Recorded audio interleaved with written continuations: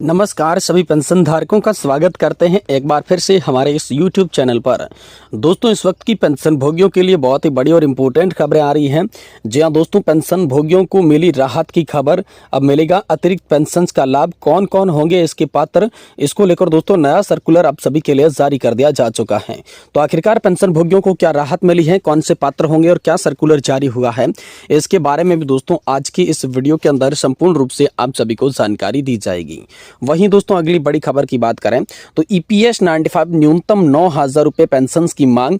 PM Modi के सामने गुस्सा। जानिए दोस्तों, पेंशन धारकों ने यहाँ पर 9,000 रुपए की मांग को लेकर क्या बड़ा ऐलान किया है। ईपीएस 95 पेंशन 9,000 रुपए को लेकर क्या बड़ी खबर सामने निकल कर आ रही है, इसके बारे में भी दोस्तों आज की इस वीडियो के अंदर संपूर्ण रूप से जानकारी आप सभी को दी जाएगी। वहीं दोस्तों ओल्ड पेंशन स्कीम को लेकर बड़ी खबर निकल कर सामने आ रही है। जी हाँ दोस्तों, इस दिन देश भर में लागू हो सकती है ओल्ड पेंशन स्कीम। जी हाँ दोस्तों, आप सभी के लिए बड़ा तोहफा त्योहारी सीजन में दे दिया जा चुका है। आखिरकार किस दिन ओल्ड पेंशन योजना को बहाल किया जाएगा, लागू किया जाएगा, इसको लेकर क्या बड़ी खबर है, इसके बारे में भी आज की इस वीडियो के अंदर बात करेंगे। साथ ही दोस्तों केंद्र सरकार ने पेंशनर्स को लेकर किया बड़ा ऐलान, सर्कुलर कर दिया है जारी। जी हाँ दोस्तों, 7वें पे कमीशन को लेकर पेंशन रूल्स को लेकर आप सभी के लिए बड़ा अपडेट आया है, जिसके तहत केंद्र सरकार ने बड़ा ऐलान किया है और आप सभी के लिए सर्कुलर जारी किया है। तो कौन सा सर्कुलर जारी किया और बड़ा ऐलान किस प्रकार से किया गया है, इसके बारे में भी दोस्तों आज की इस वीडियो के अंदर बात करेंगे। इसीलिए हम सभी पेंशन धारकों से निवेदन करते हैं कि दोस्तों आज की इस वीडियो को आप लास्ट तक देखिएगा और साथ ही हमारे चैनल पर नए हैं तो दोस्तों चैनल को भी सब्सक्राइब जरूर कर लीजिएगा। तो चलिए बिना किसी देरी के पेंशन धारकों से जुड़ी तमाम बड़ी खबरों की चर्चा आज की इस वीडियो के अंदर कर लेते हैं। जी हाँ दोस्तों, पहली बड़ी खबर की बात करें तो ईपीएस 95 में न्यूनतम 9,000 रुपए पेंशन की मांग को लेकर बड़ी खबर आई है। पीएम मोदी के सामने मुद्दा उठ चुका है, पेंशन भोगियों का गुस्सा सामने देखने को मिला है। इसके बारे में चलिए बात करते हैं। जी हाँ दोस्तों, निजी क्षेत्र में कर्मचारी ईपीएफओ के अंतर्गत आते हैं। उन्होंने सरकार से उनकी मासिक पेंशन बढ़ाने की अपील कर डाली है। कर्मचारी पेंशन योजना के तहत निजी कर्मचारियों की न्यूनतम पेंशन तय की जाती है। कर्मचारी पेंशन योजना को लेकर Chennai EPF pensioners welfare association ने हाल ही में केंद्रीय श्रम और रोजगार मंत्री मनसुख मांडविया को पत्र लिखकर न्यूनतम पेंशन बढ़ाने की मांग की थी। संगठन ने कहा है कि निजी क्षेत्र में कर्मचारियों की भी न्यूनतम 9,000 रुपए को पेंशन मिलनी चाहिए। देश भर में करीब 75 लाख ईपीएस 95 पेंशन के अंतर्गत कर्मचारी आते हैं। संगठन का कहना है कि हाल ही में घोषित यूपीएस पेंशन योजना का लाभ 23 लाख केंद्रीय कर्मचारियों को मिलेगा, लेकिन सरकार ने ईपीएस 95 के अंतर्गत आने वाले निजी कर्मचारियों के बारे में भी सोचना चाहिए। तो दोस्तों पीएम मोदी के सामने उठाएंगे मुद्दा, इसको लेकर बड़ी खबर है। चेन्नई ईपीएस वेलफेयर एसोसिएशन ने यहाँ पर मांग की है कि पेंशन का मुद्दा प्रधानमंत्री नरेंद्र मोदी से भी चर्चा होनी चाहिए। आपको बता दें कि पहले जुलाई में ईपीएस 95 राष्ट्रीय संघर्ष समिति आंदोलन ने यहाँ पर दिल्ली में विरोध प्रदर्शन कर न्यूनतम पेंशन 7,500 रुपए करने की मांग की थी। महाराष्ट्र में इस संगठन के अंतर्गत करीबन 71 लाख सेवानिवृत्त ईपीएस 95 पेंशन भोगी आते हैं, जबकि यह संगठन देश के औद्योगिक क्षेत्र में काम करने वाले 7.5 करोड़ कर्मचारियों का भी नेतृत्व करता है।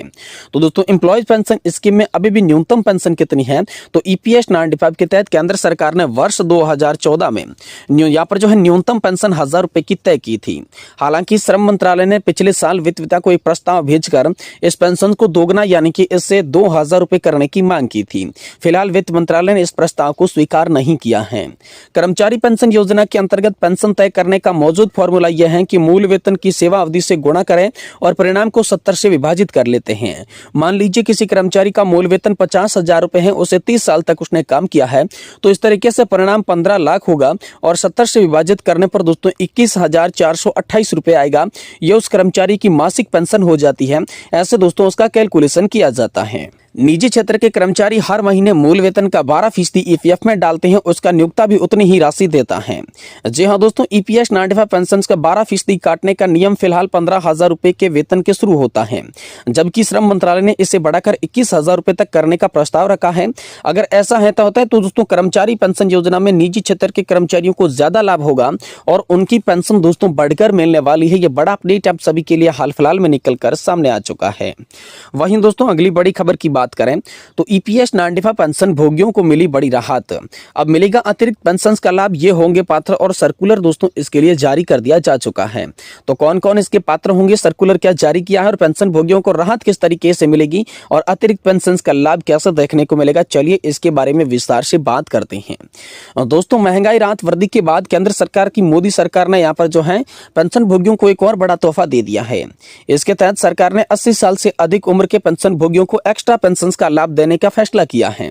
कार्मिक लोक सेवा शिकायत और पेंशन मंत्रालय की ओर से जारी एक सर्कुलर में कहा गया कि केंद्र सरकार ने इन पेंशन भोगियों को अनुकंपा भत्ता नामक अतिरिक्त पेंशन मिलेगी। पेंशन मंत्रालय ने 80 वर्ष की आयु वाले केंद्र सरकार के सिविल पेंशन भोगी सेवानिवृत्त कर्मचारियों के लिए पेंशन को लेकर नए दिशा निर्देश जारी किए हैं, जिसमें कहा गया है कि सीसीएस पेंशन नियम 2021 के नियम 44 के उपखंड 6 के प्रावधानों के अनुसार सेवानिवृत्ति सरकारी कर्मचारियों द्वारा 80 वर्ष या इससे अधिक आयु पूरी करने के नियमों के तहत अनुकंपा भत्ता दिया जाएगा।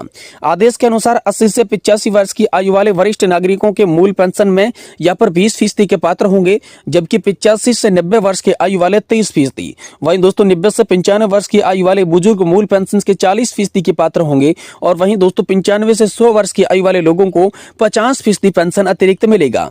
वहीं 100 वर्ष या इससे अधिक आयु वाले सुपर सीनियर सिटीजन को मूल पेंशन का 100% के पात्र होंगे। उदाहरण के लिए 20 अगस्त 1942 को जन्मे पेंशन भोगी 1 अगस्त 2022 को मूल पेंशन के 20% की दर से अतिरिक्त पेंशन के पात्र होंगे। वहीं दोस्तों यहाँ पर जो है यहाँ पर आप सभी के लिए बात करें कि अतिरिक्त पेंशन या अनुकंपा भत्ता उस महीने से पहले दिन से प्रभावी होगा जब पेंशन भोगी की तय आयु तक पहुंच जाएगा। ये निश्चित रूप से करने वाले पात्र पेंशन भोगियों को बिना किसी देरी के उचित लाभ मिलेगा। पेंशन और पेंशन वितरण में शामिल सभी विभागों और बैंकों को परिवर्तनों के बारे में सूचना प्रसारित करने के लिए भी निर्देश जारी कर दिए जा चुके हैं कि जल्द से जल्द इन लाभों को पेंशन धारकों के थ्रू पहुंचाया जाए। वहीं दोस्तों पुरानी पेंशन योजना को लेकर हम सभी के लिए बड़ी खबर आ रही है। ओल्ड पेंशन सिस्टम अब यहाँ पर जो है उसको लेकर कितनी बड़ी खबर आई है, चलिए इसके बारे में बात करते हैं। देखिए दोस्तों पुरानी पेंशन योजना यानी कि ओपीएस को लेकर लंबे समय से सरकारी कर्मचारियों में उत्सुकता है। पेंशन व्यवस्था में बदलाव न केवल सरकारी कर्मचारी बल्कि उनके परिवारों पर भी असर पड़ता है। ऐसे में पुरानी पेंशन योजना की वापसी पर निर्णय को लेकर यहाँ पर जो है आप सभी के लिए बड़ा तोहफा बन सकता है। इस वीडियो के अंदर पुरानी पेंशन योजना की महत्वपूर्ण जानकारी, इसके लाभ और संभावित प्रभावों की चर्चा हम दोस्तों विस्तार से करने वाले हैं। देखिए सबसे पहले बात करते हैं कर्मचारियों की मांग की। तो कर्मचारी लंबे समय से ये मांग कर रहे हैं कि पुरानी पेंशन योजना को फिर से लागू किया जाए और उनका मानना है कि नई पेंशन योजना में सेवानिवृत्ति के बाद सुरक्षा का स्तर कम और स्थायित्व यहाँ पर जो है कम होती है।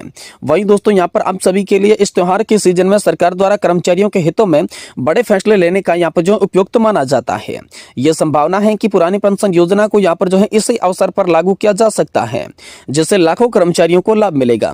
तो आखिरकार क्यों पुरानी पेंशन योजना बेहतर है, इसको लेकर बात करें तो कर्मचारी पुरानी पेंशन योजना की आजीवन वित्तीय सुरक्षा प्रदान करती है।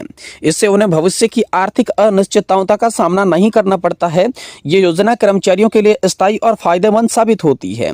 अब बात करें कि पुरानी पेंशन योजना के प्रमुख लाभ क्या हैं, तो 3 लाभों की चर्चा करते हैं, जिसमें जीवन भर पेंशन की बात करें तो कर्मचारी को जीवन भर तक एक निश्चित रूप से पेंशन मिलती है, जिससे कर्मचारी आजीवन संतुष्टि के साथ जी पाता है।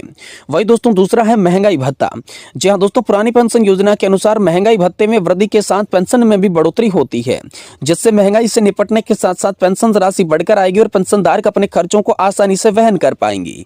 वहीं तीसरी है दोस्तों वित्तीय सुरक्षा। जी हाँ दोस्तों सेवानिवृत्ति के बाद कर्मचारी वित्तीय सुरक्षा के रूप में सुरक्षित महसूस करेंगे, क्योंकि उनकी पेंशन गारंटीड आएगी, यानी कि फिक्स पेंशन के प्रावधान को लेकर पेंशन धारकों में वित्तीय सुरक्षा बनी भी रहेगी। ये दोस्तों पुरानी पेंशन योजना के मुख्य लाभ आप सभी के लिए बताई जा रही हैं।